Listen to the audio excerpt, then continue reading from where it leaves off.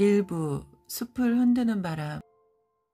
닥터 로제타가 가장 심한 부위를 째고 고름을 짜내려고 수술하기 위해 마취를 해서 여인은 스르르 잠속으로 빠져들어갔다. 화농이 심한 부위들을 수술하고 전신에 퍼진 피부병을 고치기 위해 그녀를 한쪽 구석방에 입원을 시켜서 돌보게 되었다. 피부병이 점점 나아가면서 감기가 왔는지 여인은 기침을 심하게 했다. 처녀, 어디서 호두기름을 구할 수 없을까? 왜 기름이 필요하세요? 기침에는 호두기름만큼 좋은 것이 없거든. 제가 더 좋은 약을 드릴게요. 닥터 로제타에게 말하여 조제한 감기약을 먹고 놀랄 정도로 빨리 기침이 나왔다. 그러자 그 여인은 말이 많았다. 사실은 내가 배가 너무 아파 죽을 지경이라 유명한 무당을 찾아갔더니 내게 우리 조상 중에 억울하게 누명을 쓰고 자결한 여자가 여기가 되어 내게 달라붙었다는 거야. 그 귀신은 자손들이 제사를 드리지 않아 제밥을 받아먹지 못하는 무사귀신이 된 거지. 그게 내 안에 들어와서 그러니 여제를 드리라고 해서 여러 번 엄청난 돈을 주고 굿을 했었지. 나 때문에 남편이 가산을 많이 탕진했어. 배운 것이 없는 농투성이 여인이 구사하는 단어들이 에스더에게는 너무 생소하고 어려웠다. 여제가 뭐예요? 처녀는 영어를 잘하는데 이런 말도 모르다니. 제사를 받아먹지 못하는 원혼인 여기에게 드리는 제사야. 그래서 병이 나았어요? 더 심해졌어. 구슬하느라고 재산을 날리고는 남편이 날마다 술을 마시고 들어와서 나를 두들겨 팼지. 매를 맞으면서 배가 너무 아프더니 나중엔 등이 아프고 이런 피부병까지 났다고. 사실 여기 오기 전에 무당집에 피신을 했었는데 내게 붙은 여기가 어찌 힘이 센지 떨어져 나가지를 않는다고 무당은 더 많은 재물을 바치라고 야단인데. 그게 귀신인 줄 어떻게 알아요? 에스더는 생글생글 웃어가면서 물었다. 무당이 공창하는 걸 내가 직접 들었어. 여기의 목소리가 어찌나 슬픈지 나도 엉엉 울었다니까. 조상 중에 가엾게 죽은 시할머니의 시할머니라고 하는데 강물에 빠져 자살했다는군.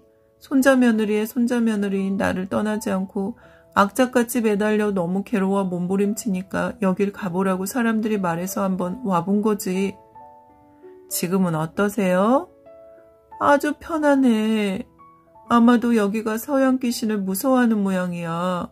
여기까지 따라오기는 힘이 약한 것 같아. 내게 들어붙어 있질 못하는 걸 보니. 예수를 믿으세요. 그분을 믿으면서 꼭 붙들고 있으면 여기도 꼼짝 못하고 덤비지 않아서 병에 걸리지 않아요.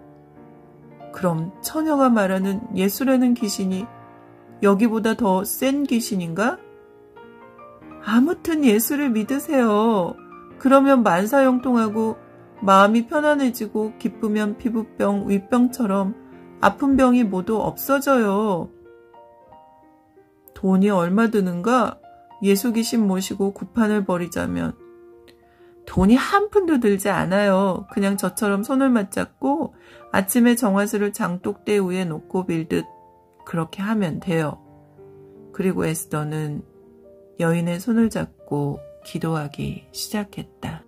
마지막을 나사렛 예수 이름으로 명하노니 여기야 물러가라 하면서 끝을 맺었더니 그 여인은 다른 것은 다 잊어버리고 나사렛 예수 이름으로 명하노니 여기야 물러가라 란 말을 밥 먹으나 물을 마시나 하루 종일 눈을 뜨고 있는 순간마다 파리 손으라고 빌면서 웅웅거렸다.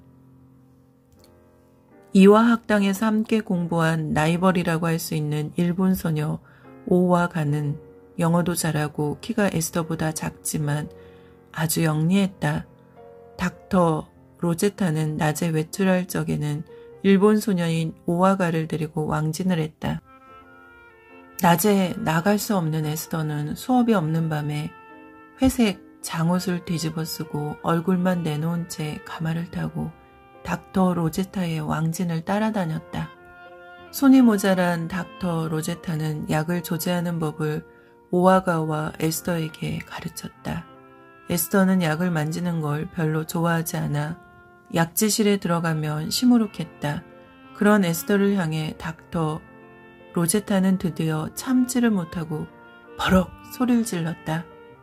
에스더, 넌 약봉지를 싸는 일에 성의가 없어. 이렇게 일하면 약을 잘못 넣어서 큰일 난다. 오아가하고는 달리 에스더는 환자들과 담소하고 닥터 로제타와 아픈 사람들 사이에 소통을 거들어주는 걸 즐겨했다. 다행히 오아가는 혼자 척척 약사의 일을 해냈다. 모두들 꼬마 약제사가 될 거라고 농담을 할 정도로 오아가는 약을 다루는 일을 좋아했다. 오아가와 헤어져서 서로 다른 분야에서 일을 하지만 에스더는 수술하는 닥터 로제타 옆에 서서 거들어주는 일이 너무 무서웠다. 닭에 목을 쳐서 죽이는 것도 보지 못하는 여린 마음을 지닌 에스더가 사람의 상처를 째고 배를 가르는 수술로 피가 솟구치는 장면을 볼 때는 기겁을 하며 욕지기를 하면서 비틀거렸다. 흔들리는 이빨을 실에 묶어서 문고리에 달고 문을 여닫으며 이빨을 빼는 것은 봤어도 기구를 들이대면서 이빨을 빼는 장면은 기절할 정도로 무서웠다. 자연분만이 어려워 제왕절개 수술을 돕던 에스더는 닥터 로제타가 칼로 배를 가르는 순간 수술대 모서리를 잡고 구역질을 하면서 비틀거렸다. 뒤로 훌떡 낮아빠질 것처럼 현기증이 났다. 에스더, 왜 그래? 어서 가위를 줘요. 솜으로 수술 부위 피를 닦아요. 아직 간호학을 공부한 간호사가 없으니 영어를 아는 에스더가 옆에서 닥터 로제타를 도와줘야 했다. 선생님, 저는 의사는 될 수 없어요. 피를 보면 정신이 아득해지고 토할 듯 구역질이 나고 몸이 덜덜 떨려요. 너무너무 무서워요. 그냥 이 자리에 서 있다가는 뒤로 낮아빠질 것처럼 몸이 흔들리고 어지러워요. 칼로 배를 가르는 걸 지켜보면 몸에 소름이 쫙 깔리고 숨을 쉴 수조차 없다니까요. 에스더가 훌쩍이면서 닥터 로제타에게 고통을 호소하자 그녀는 미소를 지으면서 이렇게 말했다. 에스더는 사랑이 부족해서 그래요. 저도 여기 오는 아픈 사람들을 아주 사랑해요. 그런 인간적인 사랑이 아니야. 내가 말하는 건 예수님이 주시는 사랑이야. 예수님이 주시는 사랑이라고요? 아무도 그런 사랑이 없으면 이런 어려운 일을 할 수 없어요. 내가 말하는 사랑은 육신적이고 인간적인 속마음에서 우러나는 사랑이 아니에요. 그럼 제가 예수님의 사랑을 받아 그 사랑으로 이런 수술을 할 수 있다는 뜻인가요? 맞아요. 우리 영리한 에스더는 내 말을 잘 이해하는군. 그런 후부터 에스더는 기도할 적마다 그런 사랑을 달라고 간구하기 시작했다.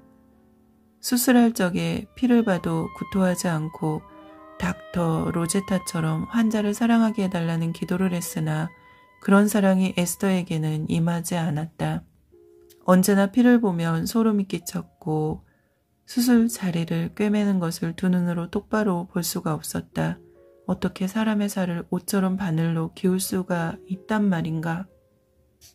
날마다 환자는 구름처럼 밀려와서 줄을 세우는 일도 진땀이 났다. 하루에 적어도 50명이 넘는 환자를 진찰하는 날도 있었다. 매일 이런 일이 반복되다 보니 육신의 피로가 밀려들어 에스더는 눈이 자꾸 감겼다. 아무리 봐도 서양에서 온 여의사 닥터 로제타는 철인이었다. 허약한 에스더에 비해 체력이 강철처럼 단단한지 항상 미소를 지으면서 밀려오는 환자들을 어루만졌다. 새벽부터 비가 부슬부슬해서 그런지 이날 오전에는 환자가 그렇게 많지를 않아 에스더와 닥터 로제타는 여유를 가지고 웃으며 일반적인 대화도 나눌 수가 있어 즐거웠다. 여유 있게 즐거운 담화를 곁들인 휴식을 취하고 대기실에서 기다리고 있을 환자를 맞으러 나간 에스더는 그 자리에 우뚝 서버렸다. 앞집에 사는 역관의 아들 필봉이 여동생인 언청이 필선을 데리고 차례를 기다리고 있었기 때문이다. 어떻게 여길? 여동생 필선의 입술을 여기서 고칠 수 있을까 해서 고민하다가 용기를 냈다. 네가 여기서 일하고 있으니 큰 도움이 될 게 아니겠니? 그간 에스더는 종기를 제거하려 피부를 째고 수술하는 것을 많이 보았으나 언청이를 수술하는 걸 본 적이 없었다. 안으로 들어와요. 닥터 로제타를 만나면 곧 알 수 있어요. 에스더를 따라서 두 사람은 쭈뼛거리면서 진찰실 안으로 들어왔다.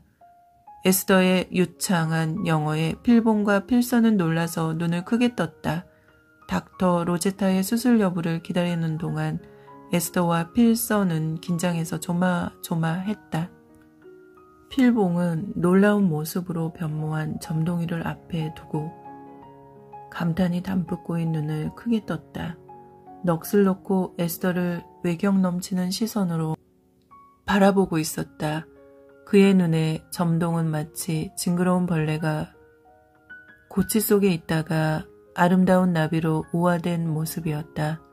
전신에 신묘한 빛이 서린 점동은 옆에 걸린 붉은 그림 탓일까 한 마리의 찬란한 빛을 자랑하는 붉은 새로 변해서 그의 앞에 다가왔다. 담 밑에 풀을 뜯어 풀각시를 만들어 소꿉놀이를 하거나 공기놀이를 하면서 시간을 보냈던 점동에게 저런 놀라운 재능과 총기가 숨어 있었단 말인가. 필봉은 필선의 언청이 입술 치료를 잊은 채 점동을 황홀한 눈으로 바라보느라고 정신을 차릴 수가 없었다.